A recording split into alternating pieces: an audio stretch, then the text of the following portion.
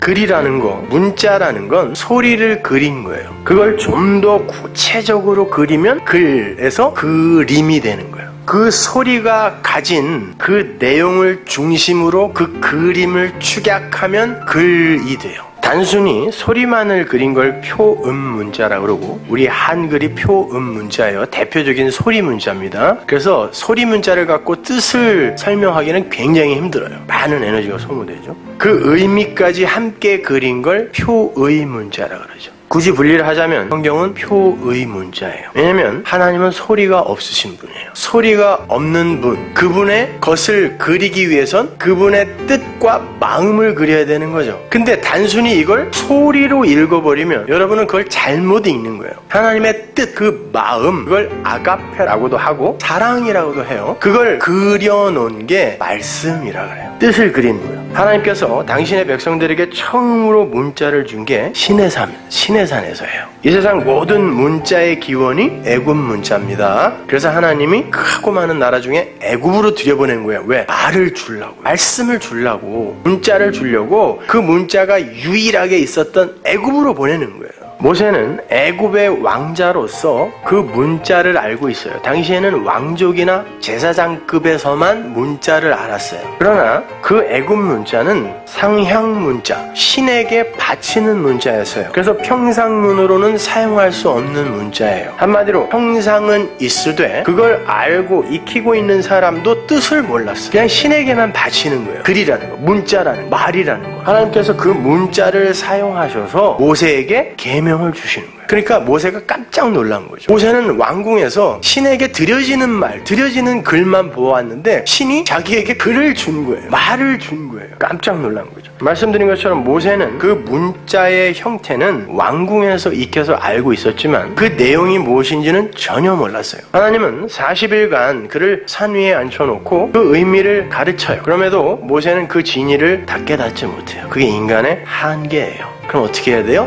그 말이 그 안으로 들어와야 돼요. 그게 구약의 새 언약이에요. 말이 들어와야 돼요. 출애굽기 34장 29절 보세요. 모세가 그 증거의 두 판을 자기 손에 들고 시내산에서 내려오니 그 산에서 내려올 때 모세는 자기가 여호와의 말씀하였음을 인하여 얼굴 꺼풀에 광채가 나나 깨닫지 못하였더라. 아론과 온 이스라엘 자손이 모세를 볼 때에 모세의 얼굴 꺼풀에 광채남을 보고 그에게 가까이 하기를 두려워하더니, 이걸 잘 이해하셔야 하는데 이걸 이해하지 못하면 바울 서신이 다 곡해되게 되어 있어요. 언뜻 보면 하나님과 이야기를 나누고 내려오는 모세의 얼굴에 광채가 나는 것처럼 보이죠? 여러분, 하나님과 하나님의 말씀을 이렇게 대하면 여러분의 얼굴에 광채가 나나요? 어떠세요? 똑같은 거예요. 그 하나님이랑 우리가 지금 만난 하나님이랑 다른 하나님 아니거든요? 여러분은 기도, 수시로 하나님과 대화한다면서요. 그러면 여러분 얼굴에 그런 광채가 납니까? 이 구절을 히브리 원문으로 보면 광채가 나는 건 모세의 얼굴이 아니라 모세가 들고 있는 증거판이에요. 얼굴 꺼풀이라고 번역이 된 오르파님이라는 그 단어, 그 파님이 보이지 않는 것이 겉으로 나타난 걸 파님이라 그래요. 파님이라 그러고, 오르가 표면을 나타내는 거거든요. 그러니까 눈에 보이지 않는 어떤 것을 나타난 것으로 준 거, 그걸 오르파님이라 그래요. 단순히 사람의 얼굴을 가리키는 단어가 아니란 말이에요. 성경에 많이 등장하는 하나님의 얼굴에 사용되는 단어예요. 내가 하나님의 얼굴 앞에서 얼굴을 배웠나니, 이럴 때 쓰는 말. 하나님의 얼굴이 어디 있어요? 영인데. 그건 하나님의 나타나신 말씀, 진리의 말씀, 그걸 내가 직면하다, 깨달았다, 이런 뜻이지 하나님의 얼굴을 봤다는 얘기 아니에요. 여러분, 영은 보이지가 않아요. 소리도 없단 말이에요. 거기에 등장하는 게 파님이란 말이에요. 그걸 그냥 얼굴이라고 번역을 해놓은 거예요. 보이지 않는 하나님의 실체, 그걸 보이는 것으로 나타낸 거, 하나님의 진리, 하나님의 사랑, 이걸 보이는 것으로 나타낸 거, 그게 뭐예요? 계명, 율법, 돌판이란 말이에요. 그걸 오르파님이라 그래요. 거기에서 빛이 났어요. 그런데 그 광채가 나다라는 단어도 단순히 빛이 나다라는 단어가 아니라 뿔을 내밀다, 뿔을 건네주다라는 의미예요. 뿔은 당연히 제단의 네 뿔을 이야기하는 거예요. 그거 잡으면 사는 거죠. 뭐예요? 그래서 구약 성경이 그 뿔을 말씀, 진리로 설명한단 말이에요. 그걸 잡으면 사는 거예요. 거예요. 진리를 잡으면 사는 거예요. 뿔을 건네주다 이런 뜻이란 말이에요. 모세가 하나님의 그 파님을 가지고 내려오는데 그 증거판, 그 율법이 뿔을 건네주다 이런 뜻이에요. 거기에 진리가 있더라 라는 뜻이에요. 모세의 얼굴에서 그냥 광채가 막 났다 이런 뜻이 아니라, 그러나 선악구조 아래에서의 아담들은 그 진리에 가까이 갈 수 없죠. 그래서 지성소가 막혀 있었던 거예요. 못 가요. 못 들어갑니다. 모세도 그 뿔을 감지하지 못했어요. 그 광채를 깨닫지 못했더라 그래요. 자기 얼굴에 빛이 나는 걸 깨닫지 못했다는 말이 아니에요. 깨닫지 못했더라. 야다라 그래요. 아론과 이스라엘도 그 진리에 가까이 가지 못했어요. 아론은 누구? 제사장. 율법은 가까이 못 가요. 이게 30절이에요. 그런데 모세가 그들을 불러서 하나님의 말씀으로 말한다 그래요. 나바르 말하다. 말을 하자 그들이 진리로 가까이 와요. 보세요.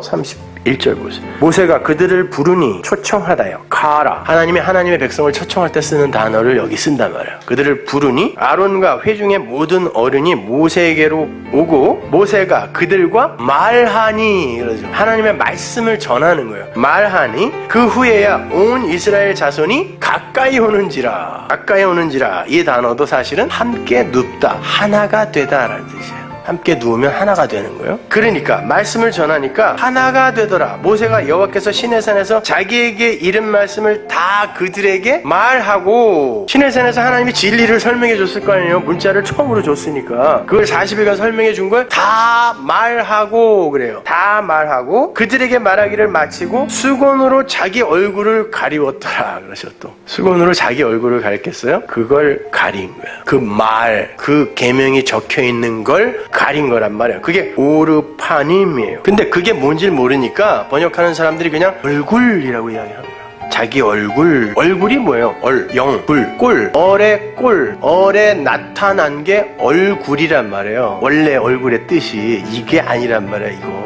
그러니까 이러는 거예요. 모세가 하나님의 말씀, 시내산에서 받은 하나님의 말씀을 하나님의 말로 전할 때는 계명에서, 율법에서 수건이 거쳐요. 진리가 말해지니까. 그런데 그게 진리로 말해지지 않고 그냥 파님으로 존재할 때는 수건으로 가려져 있는 거예요. 아무도 몰라요. 그리고 그 가려진 거를 그대로 보고 이게 율법이야? 이게 말씀이야? 라고 그 수건이 덮인 채로 보는 걸 율법주의라고 그래요. 그걸 벗기지 못하고. 이해가 안 가면 여러분 여러 번 들으셔야 돼요. 이 개념이 확실치 않으면 여러분은 만날 성경을 허투루만 보게 돼요. 곡해하게 된단 말입니다, 여러분. 그 율법, 표피적 율법의 개념은 곧 사라져버릴 거잖아요. 그렇죠? 그래서 그게 사라져버릴 것이기 때문에 수건으로 가렸다 그러는 거예요, 성경이.